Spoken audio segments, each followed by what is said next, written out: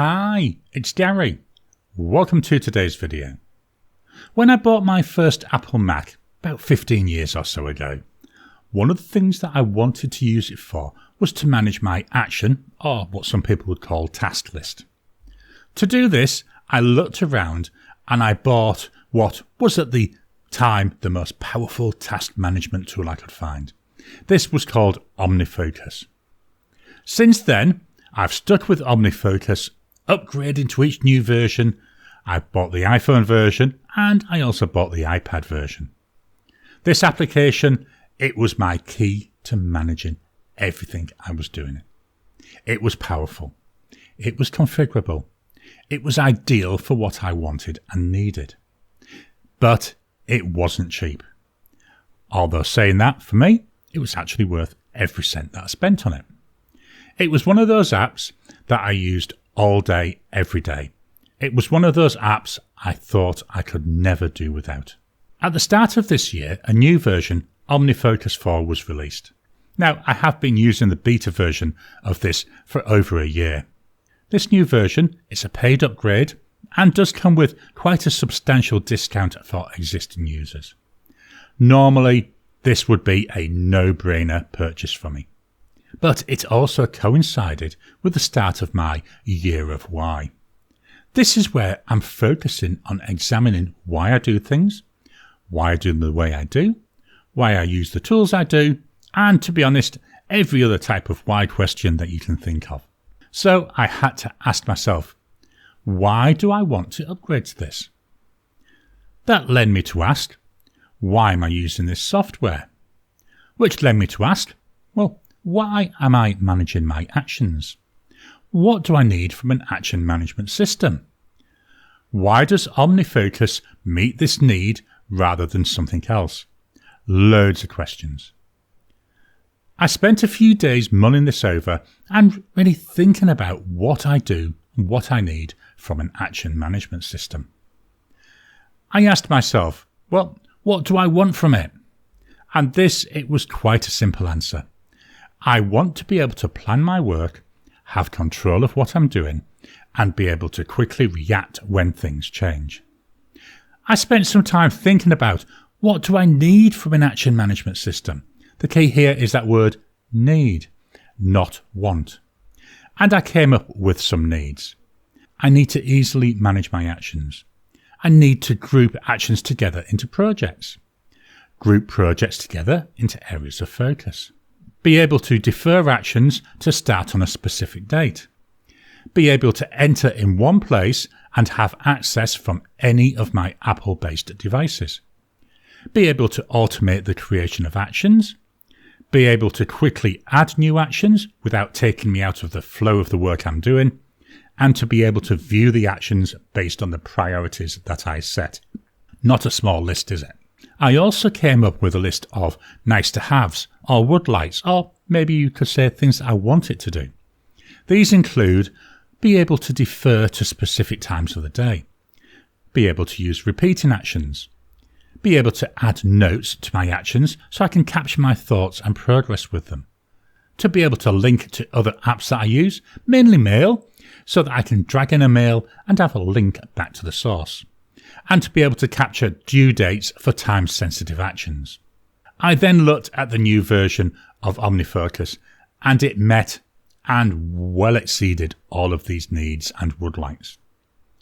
I also thought, well, let's look at the Reminders app. This is an app that's produced by Apple and it comes on all their devices. So it's an app that there's no additional cost. Initially, when Reminders came out a few years ago, it was very limited. But with each subsequent year, it really has grown in power. When I looked at it in detail, I've got to be honest, I was really surprised. It met all of my needs, every single one of them. It also met a number of the would-likes. Some of them maybe had to do a little bit of tinkering to do it. The biggest would-like that was missing was the idea of a due date. But this was actually an easy fix. I just put the due date in the title of the action. All I put is due and then the date. Easy to do. Let's have a quick demo of Reminders so that I can show you how I've started using it. I'm going to show this running on an iPad, but the data is synced across my phone and my MacBook, and I'm running this using iPad OS 17 for the demo. Here we are on the iPad with the main screen. On the left, you can see links to various groupings. The top button style entries, these are all smart lists, and these are what I use to get quick access to my various priorities. Below that, where it says My Lists, we've got some folders and we've got some lists. The folders I use for my main areas of focus, with the exception of the top two. The lists are what I use for my projects. So I'm going to look below my lists where it says dashboard. I'm just going to click on there. I'm going to expand that out. Here we can see a series of smart lists. So these here are some smart lists which I use for controlling my work. But if we look below that, we can see we've got the various areas of focus I've got. And let's say pen review. If I go and look at that one, click on the chevron. Here are a list of lists, and each of these lists, as I say, they are a project. One of the weaknesses of reminders does come into play here. It doesn't have the idea of sequential and parallel projects, which is a strength within OmniFocus. In a sequential project, I would set my list of actions up so that completing one would then mean that the next would be available, and it wouldn't be available until its previous one had been completed. With parallel projects, which is how the reminders projects are, all the actions, all the tasks are available at the same time. So if I take a look at YouTube live for the 11th of February, you can see here all of these are available, but you can also see I put some times on them. So that is how I use defer dates to try and control what I'm doing. Every action that I have is placed into one of these lists, is placed into a project. And there are a couple of catch-all projects which we see up here at the top. I've got one called one-offs. These are things where it's a one-off action. I'm not going to show you that because it's got my personal stuff in there. The other three you can see here, these are some applications I'm developing. I want quick access to everything in them. That's why I've just put them there so they're easy for me to get to. As I say, this is what I call an action management system. We'll go to the top. I'm going to go to this no tags. I'll explain it in a minute. What we're going to do is we're going to add a brand new action. So I'm going to hit new reminder. That then takes me into this data entry. And I'm going to call this a demo action for the reminders video. And then hit return. That's it. I can now then go and enter another one. I don't want to enter another. I'll just hit done. So I've got my new action. In this no tags, you can see the number that we've got here has increased. It was 1 because I had one entry in there, which I haven't assigned yet. And then this new one, so that's number 2. So this is how I know how many actions I've got to do. So looking at this, I can see I've got 6 actions that are dated for today. I've got 7 actions in the do now box, 4 in the past date box. I'll explain both those boxes in a minute. This no tags list is what's called a smart list. And what I've done is I've set it up using some rules. So I'm just going to go through to the 3 dots on the right hand side, and I'm going to say show smart list info. So here you can see you can have different colors. I can change the color of this if I want let's change it to orange if I wanted. And I can also go and change the icon. I like the list one because it's a list. The key part is where it says manage smart lists. If I highlight that, this is where I set what I want. So I can say here, I want to include reminders that match all filters. I want it to show me all actions where there's no tags. I'll talk about tags again in a minute. And I want to exclude a list called shopping list. So with my reminders app, I do keep my shopping list in there. I don't want my shopping list items coming through as action items because they're not. So I just exclude that list. There are a number of other filters. I can pick those as and when I need them. One downside, where I'm excluding lists, at the moment you can only exclude one list. So if you had a number of lists you didn't want in here, you're limited to excluding only one. So that's a little bit of a downside, but you can work around it. If I hit done, and then hit done again, that will come out. And as you can see, because I changed the color, it's now orange. Let's go now and look at that action we've added. So if I click on it, you can see I've got a little information button. Clicking on that fetches up the information panel. So this is where we can enhance this. So we could edit the title if we wanted. I'm quite happy with that. I'm going to leave it. I can add some notes. So I can put this is a note and with extra lines. So you can add in any notes that you want.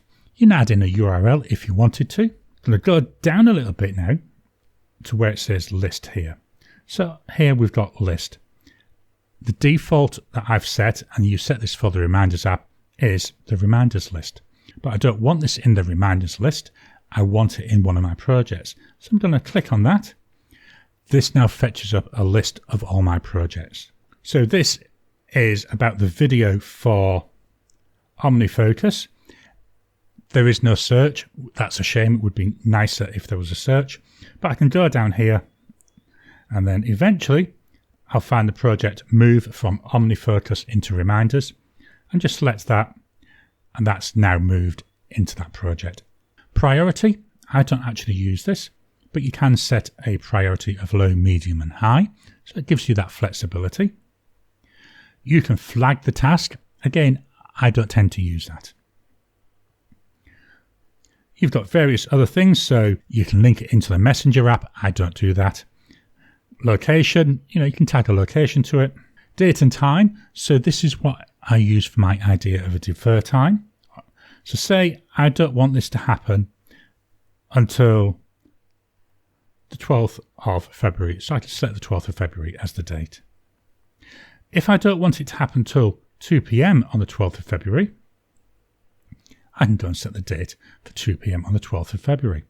So that means that this action is deferred until the 12th of February. What I'm going to do is, for demo purposes, I'm going to set it to today of the 7th, but I'm going to leave it at 2 p.m. Then this is where I start using the power, is tags. So if I select tags, so this is like additional data you can add onto your task. And this is where I use the tags in sort of a David Allen's getting things done type of way, but also a little bit of the Eisenhower matrix. I very much drive my work using the Eisenhower matrix. So I've set a number of tags on here. The ones we're going to look at here is, I'm just going to tag them all just so you can see them, are the ones that are now in blue. So the first choice I make is a task important or is it not important? And I pick one of these two. So I'm going to say this one's important. I then, for each action, I say, is it urgent or not urgent? Well, for this one, I'm going to say it's urgent. So I'm going to leave urgent turned on. The next thing I do is I say, right, what do I need or where do I need to be to do this particular task? Well, this particular one, I'm going to pretend I need to be on my Macintosh. So I'm going to select Mac. So I've added 3 tags. As we'll see there, 3 selected. If I hit done, you can now see that that's vanished. But if I go to the past date button, you can see here, we've got the demo action for the reminders video. We can see here, there's the notes. The project or the list moved from OF into reminders. Today at 2 o'clock, it's in pale grey because it's not reached 2 o'clock, so I can't do it yet. And then it shows my tags, important, Mac and urgent. If I go to the do now, it's not appearing there. Let's look at the do now smart list. So like we did before, we go into that smart list. So in here, manage the smart list. So what I say is do now. So for something to be do now, what I say is it's got to be important. So for something to be do now, it's got to be tagged with important and with urgent. And also it's got to have no date. And if we look at that, I've got 7 things there. These are my tasks for today, so you can actually see what I've got to do today. If I go to past date, this gives me a different list. Again, let's go and look at the smart list criteria. So here what I'm saying is, if the date for this task is in the past year, so that means it's before midnight tonight or before for the last year, and it's not in a list called timers, which is another list I want to exclude, then it will show in this list. This is how defer dates work.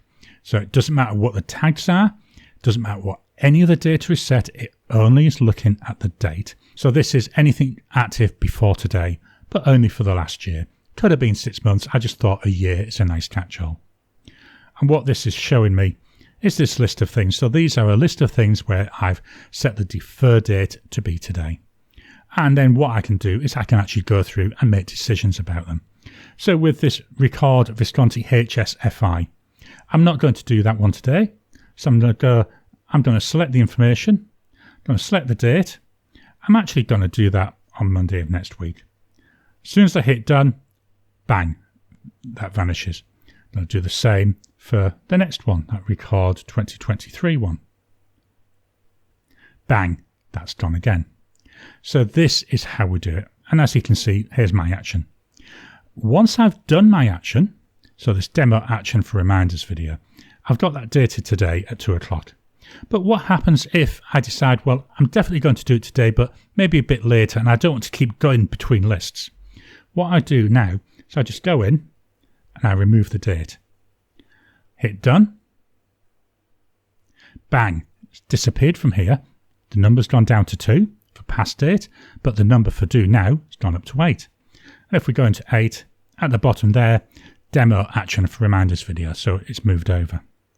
And once I've done that action, just tick it off, and again, bang, that's gone. Now, there are some limitations. Due dates is one of them. I can set that defer date, but you can only have one date set. So I can set a due date. I'm going to take this top one. I'm going to use this. So all I do if I want to set a due date is I go into edit the title, and I type due, and then the date. So today being the 7th of Feb. And that's it. Yes, it means I've got to do a little bit of manual looking, but I've captured that due date. On the Mac, there's no easy way to easily capture a new action without swapping into the Reminders app. All I've done is I've created a shortcut, and I've mapped that to a keyboard shortcut. I hit the keyboard shortcut, it runs a shortcut, gives me up a window asking me what to add. I can also run that shortcut here. It's this plus. If I hit that, it gives me what's the text. So the text is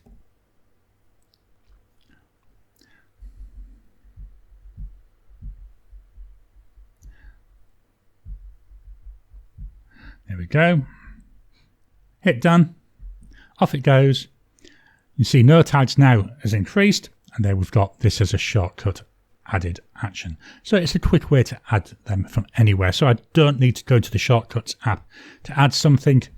On the iPad, I just fetch up this menu bar, hit that plus. On the Mac, I just use the keyboard. So that's my very, very quick tour through the Reminders app on the iPad. So that was a quick demo. The other area, it's around automation. I'm not going to go into that in too much detail here, but by using Apple's Shortcuts app, it's really easy to automate a lot of the work done in Reminders. I also use a third-party app on my Mac called Hazel. Now it's a really awesome automation tool, and it monitors some of the folders on my hard drive. When a file arrives in one of these folders, it gets automatically processed, and as part of this processing, I create various actions automatically, and they go straight into my Reminders inbox. It was just a very quick tour of how I've been able to start using Apple's Reminders to do everything that OmniFocus did for me. It may look complex initially, but once you start using it, its simplicity and power really come into being. And this also demonstrates a really good thing about the idea of my year of why. If I hadn't have asked that first why question, I would have ended up spending the money to upgrade. So what I've got is I've got a system now that is still simple, it's still easy to use, and it's saved me a massive amount of money in the process. I hope you've enjoyed today's video. Have you tried out the Reminders app? Is it something you're interested in? Please drop a comment down below. Let's kickstart the conversation. Would you be interested in me going into more detail about what and how I'm using this? Say this was just a very quick overview. I think this would end up being a whole series of videos, but I can quite easily do that if that's something that you're interested. Again, drop that comment down below. Please hit the thumbs up button. Every time you like, every time you comment, just helps with the YouTube algorithm. If you haven't already, please subscribe to my channel so that you can get new videos as I release them. I'll talk to you again soon.